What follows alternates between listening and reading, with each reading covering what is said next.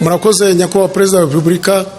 Nitwa Bimenyimana Bonaventure, nahoze ndi umusirikari mu ngabo za Habyarimana zatsinzwe muri Exfar, nkaba narahungutse mfite ipeti rya majoro.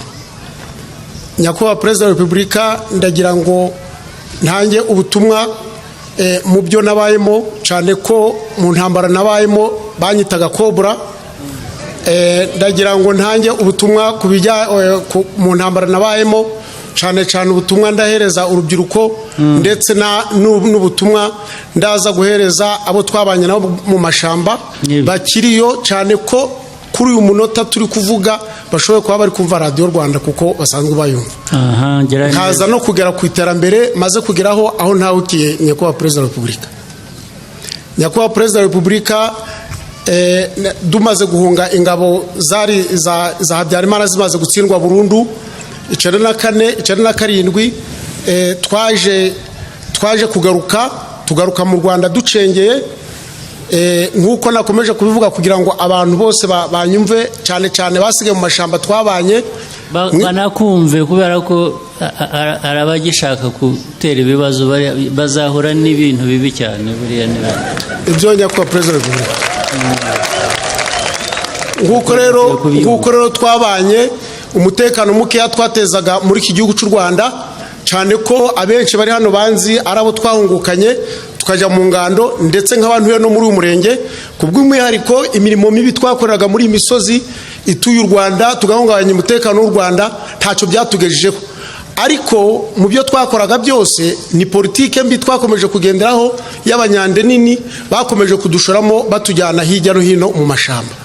1997 rero tugarutse, ibyo twakoze byaratunaniye, ingabo za RDF ziratwirukankana dusubira mu mashamba. 1999 niho twavuye muri iki gihugu dusura mu mashamba ya Kongo. Mu buzima bwa Kongo twabaye mu buzima bubi, ni ukuvuga ngo twasanze abanyekongo nabo ubwabo ari igihugu gituwe kandi gifitemo abasirikari, harimo imitwe itandukanye, baturasa mu gitondo na nimugoroba, abamayimaye baturasa, abana bacu batiga, turi imiti yo kwivuza, kugeza na n'uyu munsi abariyo nibyo babamo, dutunzwe n'ibiryo, kwiba iby'abakongo, aho tutabonye ibyo kurya tugatwika amazu yabo, abanasize inyuma ni nakubu bameze. Nyakubahwa Perezida wa Repubulika, muri 2009 kugira ngo mfate icyemezo cyo gutaha, naje guhura n'umugabo witwa Rugema ndetse na Colonel Ndenge Nkabaritazari, duhurira mu nama twagiyemo Isangane. Nabajije ikibazo kimwe, uwo Rugema mvuga yabaye muri RDF, Ndenge Nkabaritazari yari Colonel yabaye muri RDF. Ubwo bari baje kutugira inama ngo dutangire dutegure. Ndenge ubu yagiye mu ishyamba ry'i Burayi niho acyakiriza. Mu nama abagabo bari baje kutugira, bari baje kutubwira ngo dutegure uko twakongera gucengera hano muri iki gihugu. Ikibazo ni kimwe n'ababaje nti nkawe wari koporo, uwo yari Rugema, mwateye u Rwanda murarufata, ugarutse mu mashamba urashaje, urukubona uzagara mu myaka ingahe kugira ngo twongere turusubirane? Ico kimperamo kiranshobera, nawe kiramunanira. Ndenge Nkabaritazari ndamubwira ni kuri umusaza, twahura Igisangane uje ndege ngwino dusurane mu mashamba, noneho utwigisha uko tuzongera gucengera, kandi gucengera byaratunaniye. Baritazari nawe kimuheramo kiramunanira. Nyakubahwa Perezida wa Repubulika, ibyo byose maze kubyumva, n'ubutumwa nahabwaga na Radio Rwanda ndetse na contact na par telefone twavuganaga n'abanyarwanda bari hano mu gihugu, byamfashe gutekereza ndeba kure. 2009 mfata umwanzuro wo gutaha. Ngeze muri iki gihugu nakiriwe neza, mfata amahugurwa mu ngando ya Mutobo, ndarangiza. Mu kurangiza kwanjye nta mwaka n'umwe wagiyemo ntagiye muri Sudani mu butumwa. Mvuye muri Sudani mu butumwa ndaza ntangira kwiteza imbere, nja mu mishinga ya Reserve Force impakazi, ubu ndi site manager, nkora igishanga cyananiranye hano cya Mugogo, abaturage bari guhinga. Nyakubahwa Perezida wa Repubulika, murakoze cyane kabisa. Ndagenda nubaka imihanda, ubu nubatse umuhanda wa Ndabanyura Kanyereza, ubu imodoka ziragenda. Nyakubahwa Perezida wa Repubulika, ubu nubatse umudugudu wa Mutuzo, harimo abaturage baratuye. Nyakubahwa Perezida wa Repubulika, ndagenda ubu nubatse isidi y'abana b'incuke iri muri Musanze, ubu abanyeshuri bari kwiga. Ubu kuri uyu munota, kuri uyu munsi, ubu mpagaze ndi kubaka amakusanyirizo y'ibirayi. Nyakubahwa Perezida wa Repubulika, nkaboneraho no gufata umwanya wo guhamagara abantu nabanye nabo, bariya abajenerali baba hakurya bo twabanye, bakomeza gutekereza ibitekerezo byo kuvuga ngo bazana ibitero bitera u Rwanda. Ndamanza guhamagara Generali Iyamuremye Gaston, yahoze atuye mu cyitwa Nyakinama, ubu afite izina yitwa Rumuri, ni nawe uyoboye FDLR. Twarabanye Ranzi, twaryaga bimwe, turya tubyibye, n'ubu nibyo agikora. Kongera guhamagara Generali Busogo, nawe yarakomoka mu cyitwa Nyakinama, nawe ubari hamwe nawe. Kongera guhamagara Omega yitwa Ntawunguka Pacifique, nawe bose twarabanaga kandi baranzi ku izina rya Cobra. Nibatahe kenshi na kenshi, nkuko nabibabwiye, ndi muri Sudani bashatse kumpamagara bambaza niba ntari mu bitero bya M23 byaberaga Igoma. Bampamagara ndi muri Sudani, mbabwira ko ntari mu Rwanda, ahubwo ko nagiye mu butumwa bw'igihugu, kandi ko nibyo batekereza ko hari ingabo za RDF ziri muri Kongo ko ntazo, ko nta nizaboneka, cyane ko muri Sudani hari ingabo nyinshi. Maze kubabwira uwampamagaye yari kapiteni, ndabaza si ninde ubundi wakubwiye ngo umpamagare? Arambwira ngo ni Ntawunguka uwo Pacifique, ubu ni generali nawe afite division. Amaze kubimbwira nawe si yarafitiye ntego ngo yumvaga ko ndi muri abo bantu bari kurwana muri M23 ngo nkabandi mu ngabo za RDF. Ndabwira ni ingabo za RDF dizabona umwanya wo kuja muri Kongo, cyane ko abenshi bari mu butumwa muri Sudani. Banga kubyemera. Ndababwira nti mwitonde gatoya, bahamagaza nimero za Sudani. Ndabahamagara, ndamubwira nti ngo mubwire ko ndi muri Sudani, twebwe ingabo z'u Rwanda ziri mu mahoro, zagiye gufatanya n'izindi ngabo z'amahanga kurinda abanyasudani. Ico kiba kivuyeho. Nyuma yaho ari nabwo ndafashe icyemezo cyo kuvuga ngo ndatashe, nageze hano mu iterambere rero rirambye. Ngewe maze kubona ibyo byose, Nyakubahwa Perezida wa Repubulika, ubu ndatuje, nta kibazo cy'umutekano mfite. Kandi nabo bagabo mpora mbahamagara tukanavugana, ariko kumva kwabo ntibumva kubera ibyo basize bakoze hano muri iki gihugu.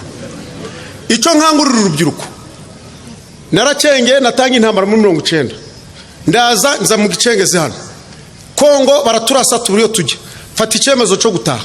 Urubyiruko ruraha icyo narubwira, uwishora mu byerekeye iby'intambara akavuga ngo agiye gufata umwanzuro aje mu mashamba, nta kindi kizakimujanye mu shamba. Abari yubu nabo bwabo bacitsemo ibice, FDLR irukwayo, RUD irukwayo, abari mu ngabo zo muri Sud Kivu ziyobowe na Rumbago, nabo ngabo bari ukwabo.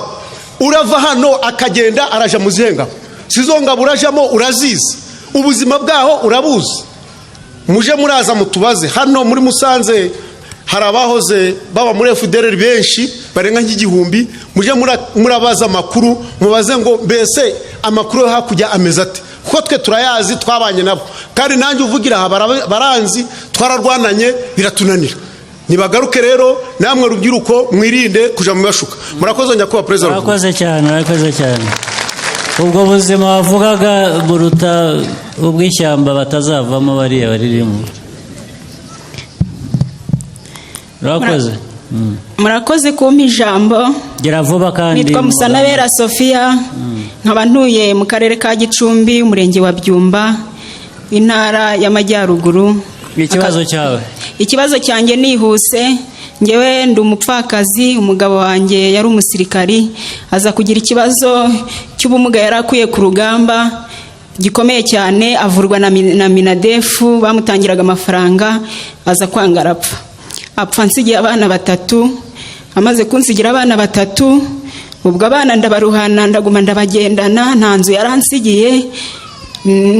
Kenshi nabonaga n'ubuyobozi butanyitayeho, ariko mu by'ukuri icyo nshima cyambere, nshima umutekano, kuko ubwo nahoraga ngendana n'abana mu nzira, nta wigiza mputaza, kuko umutekano wari wose. Ikibazo ni hagati aho rero, ikibazo uko cyagenze, naje kwishakamo ubushobozi, Imana ingirira neza, nza kubona inzu. nyubatse nta buyobozi bumfashije ndubaka ngira amahirwe ndayibona, maze kuyibona haza kuvukamo ikibazo nubwo harimo n'igisubizo cy'uriya muhanda wa Nyagatare base Nyagatare uri gukorwa n'Abashinwa. Ubwo umuhanda mbese unsenyera inzu, ubwo RDT iza kumbarira, ije kumbarira turumvikana, bambarira amafaranga bagombaga kongera 5% babaze miliyoni 4 n'ibihumbi 750 n'utundi duceri two sintwibuka. Ubwo bagombaga kongera 5% nkuko bari babitubwiye mu nama mbese batugiriraga. Nyakubahwa Perezida wa Repubulika, ayo mafaranga narayategereje cyane ko nabaga ndi kubungana n'abana uko bwije nuko bukeye. Icyakora bigezeho umurenge wa Byumbura urankodeshereza ko nta mibereho nari mfite. Ubwo igihe kiza kugera, ubwo ngiye kubona 5% ntago bigize bayongeraho. Ubwo aya mbere yo warayabonye? Ntayo nabonye, ahubwo nagiye kubona mbona kuri konti yanjye hikubisaho amafaranga ntaza haturutse makeya cyane. Ubwo ngira ngo bagiye kuyampa mu byiciro bibiri, numva nta kibazo ngize. Noneho ubwo ayo mafaranga nahise nyakura kuri konti aragaragara ndabifite. Ubwo nkora ubushoboka byose nshakaho kubaka, mvuga ntaho bizagereza n'ubundi nzajya kuza. Ntabwo baguhaye amafaranga yo yose rero? Ye ntayo bampaye, ahubwo ikibazo Nyakubahwa Perezida wa Repubulika naje kujya gushaka ayo mafaranga kubera ko inzu ntiyari yuzuye. Noneho ngiye gushaka amafaranga, ngezeyo nsanga icyantunguye nuko nasanze barantereye igikumwe Nyakubahwa Perezida wa Repubulika. Ubwo birumvikana ko yatwawe n'abandi. Ubwo birumvikana ko yatwawe n'undi muntu. Bamaze kunterera igikumwe barabigukurikiranira. Ubwo abashinzwe ibyo ndetse n'abapolisi bazakurikirane barebe wagutereye igikumwe wari we, ubone watwaye n'amafaranga babimubaza, ariko amafaranga yawe agomba kuboneka. Ikibazo Nyakubahwa Perezida wa Repubulika n'abapolisi baragikurikiranye kuko polisi ya Gicumbi yarabikurikiranye. Ndakubwira ko ikibazo cyawe kigiye gukemuka, barabigukurikiranira baguha amafaranga. Icyo ni kimwe nicyo cyangombwa kikureba, hanyuma kireba izindi nzego bamenye ayo mafaranga yandi aho yagiye. Nyakubahwa Perezida wa Repubulika,